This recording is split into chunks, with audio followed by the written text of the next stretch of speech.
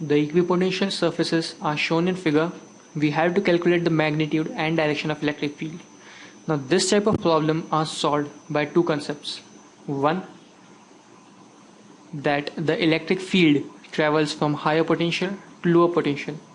Let's say this is my point A, this is my point B, and if potential at point A is greater than potential at point B, then the direction of electric field will be this one. The second concept is that the direction of electric field will be always perpendicular to the equipotential surfaces. For say, if this is my equipotential surface, then the direction of electric field will be either this one or this one. So now let's solve the problem. We have this figure first of all, and we have to calculate the direction of electric field. Now of course, using this second concept, the direction of electric field will be always perpendicular to the direction of equipotential surface. So the direction of electric field will be either this or this, and this will be 90 degree to equipotential surface. Now we have to calculate electric field magnitude.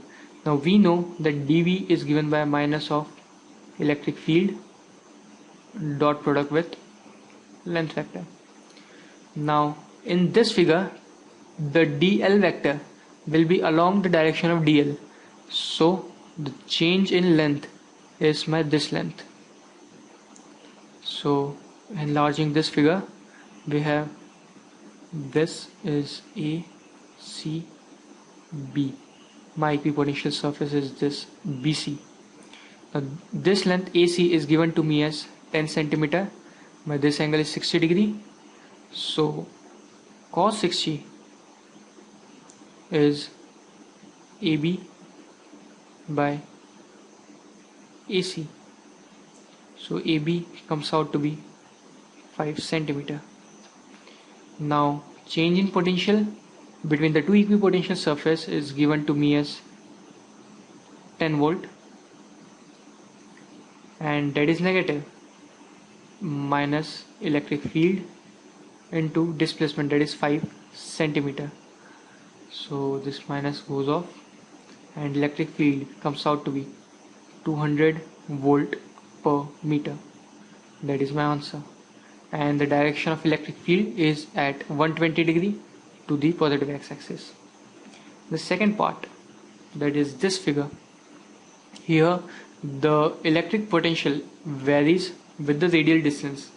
So for that we had to calculate the expression of change in electric potential with respect to radial distance. So clearly I can deduce that V is given by 6R, where R is in centimeter. So we know that V is given by minus E dot of dr. As we are talking about radial distance here, we will take dr instead of dl. So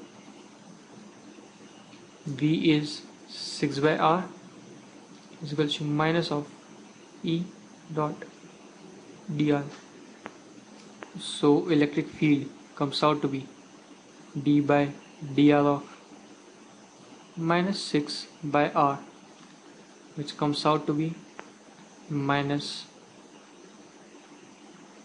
plus 6 by R square. That is my answer. Now here the direction of electric field will be again perpendicular to the equipotential surfaces. So in this case the direction of electric field will be perpendicular, that is radial distance. These are the directions of electric field.